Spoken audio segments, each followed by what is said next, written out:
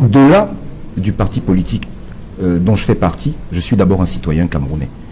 Alors, le jeune homme qui vient de s'exprimer devra peut-être s'en référer à ses aînés dans sa famille, parce que je pense qu'à cette époque-là, il n'était même pas encore à l'école primaire. Je voudrais vous rappeler, monsieur Rifoé, il a existé dans ce pays la Cambank, la BIAO, la SCB, le Crédit Agricole, Sofibel, BCD, ONCPB, Cameroun Airlines.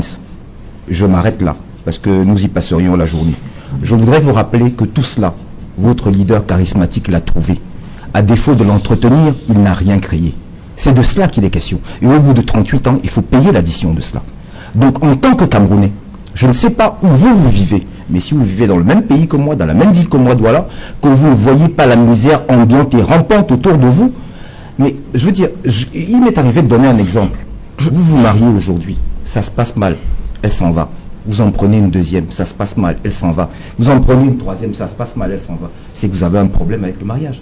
Parce que, ou alors vous êtes malchanceux, mais dans un cas comme dans l'autre, le mariage n'est pas fait pour vous. Les 3/4 de vos collègues qui sont en 11e province, qu'on a coutume de dire, parce que vous êtes en délicatesse avec les deniers publics. C'est ça qui m'espérit dans cette situation.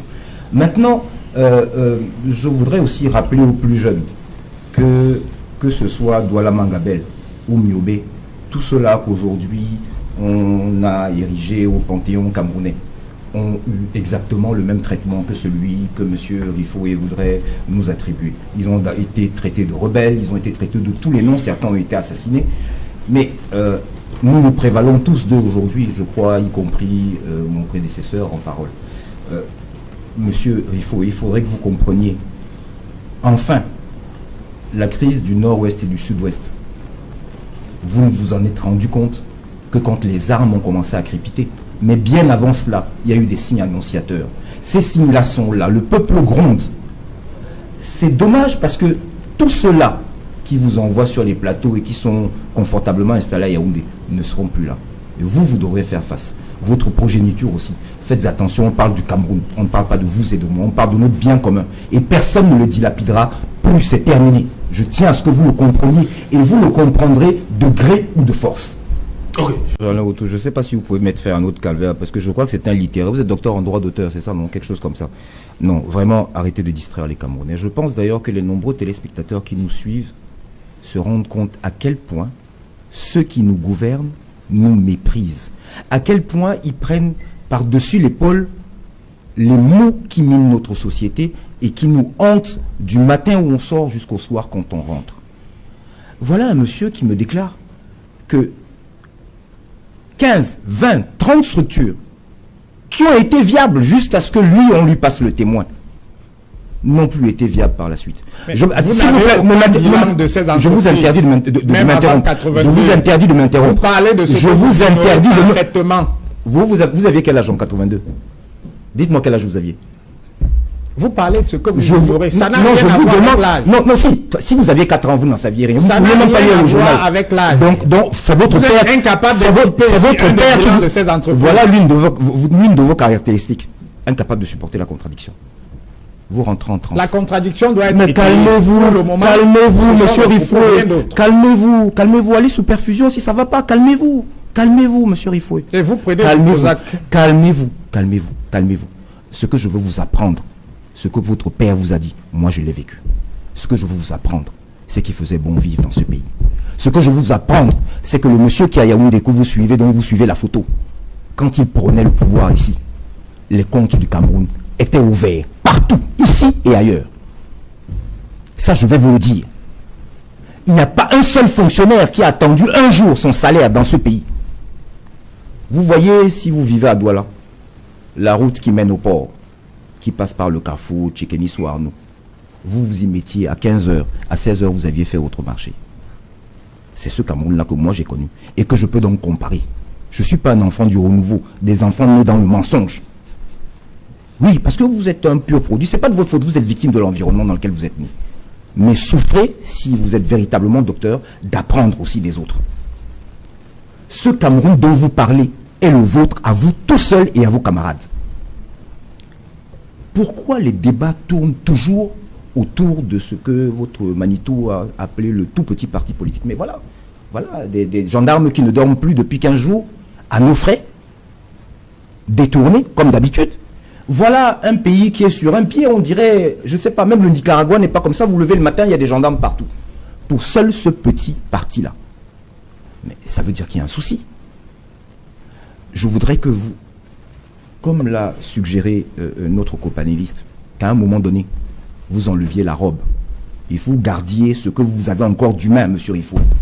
Et que vous regardiez vos compatriotes en face pour leur dire qu'au bout de 40 ans, vous n'avez pas à leur rendre de compte. Pour leur dire qu'ils doivent continuer de voir, pendant que lui, ses parents, l'ennemi abamanté, n'arrivent pas à trouver 1000 francs par jour, que sur décret, un directeur d'école nationale, avec nos impôts, se permet de prendre 15-20 personnes de sa propre famille. C'est sous votre magistère que ça se passe. Tout cela se passe sous votre magistère. Le problème, c'est que vous n'êtes pas aidé, communicant du RDPC, puisque vos collègues font des bourdes au quotidien. Au quotidien. Si au moins ils se calmaient un peu à Yaoundé, non. Ils ne vous facilitent pas la tâche. C'est de ce Cameroun-là qu'on parle. On parle de votre voisin. On parle de votre famille, parce que dans votre propre famille, je suis sûr qu'il y en a qui souffrent. C'est de cela qu'il s'agit. Ne réduisez pas tout à Camto. Moi, je suis là. Je ne l'ai jamais eu au téléphone. Vous savez, je vais vous faire peut-être une révélation. J'ai attendu 58 ans, il y a 2 ans, pour prendre ma première carte d'électeur. J'ai attendu 58 ans, il y a 2 ans, pour adhérer à un parti politique. Mais j'ai la politique dans mon ADN. Et j'ai eu, c'est peut-être le défaut de mes qualités, je ne suis pas né trop bête. Donc j'ai été aussi à l'école, avant que vous ne fassiez vos doctorats en doctorant là. À l'époque, quand on disait Bac plus 4, c'était pas ce que vous voyez aujourd'hui. Là où on vous recevez une demande d'emploi et au bout de la 3e ligne, vous êtes dégoûté parce qu'ils ne savent même pas parler français. Ce que vous formez. Je voudrais vous dire que si j'ai ressenti cette nécessité, ce n'est pas parce que j'étais repu. Oui, moi, tout seul avec ma famille nucléaire, ça va. On ne meurt pas de faim. Bien au-delà même. Mais je regarde les autres. Je ne vis pas seul. Je ne vis pas sur un îlot. Alors, vous pensez que j'ai été interpellé comme ça pour rien, alors que je serais tranquillement, je ne sais pas, en train de prendre mon apéritif maintenant et ne me soucier de rien, les pauvres béquilles se démerdent. Monsieur Rifoué, un peu de conscience, un peu d'âme, les Camerounais ne vous demandent rien d'autre.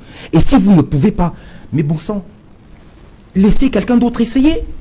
Vous ne pouvez pas prétendre que ce grand parti que vous êtes, mais qui ne représente pas la totalité des Camerounais, est le seul qui en son sein a des gens qui sont capables de présider ou de dessiner de ce pays. C'est de cela qu'on parle. Vous avez échoué, lamentablement échoué. Passez le tablier. Passez le tablier. La force qui est utilisée là, je vous répète, c'est la même qu'au sud-ouest. Lorsque vous vous en rendrez compte, il sera tard. Et je dis bien, on n'affectera pas de garde à chacun d'entre vous. Vous faites de l'humour aujourd'hui. Vous me menacez. Comment? Vous me menacez. Mais je vous dis que c'est ce qui vous pend au nez. Pourquoi je vais me cacher? Je vous dis que c'est ce qui vous pend au nez. Parce que moi, je ne supporterai pas que pendant des années, vous m'ayez insulté. Et que le moment où je ne vous le rappelle pas, je vous le rappellerai moi personnellement. Si Dieu me prête longue vie. Continuez donc voilà. avec vos menaces. Appelez ça comme vous voulez. Vous ne m'impressionnez pas, monsieur Rifo. Je vous en prie. Quand vous avez les gens de l'UMRC, peut-être vous amuser avec eux, pas avec moi. Pas avec moi.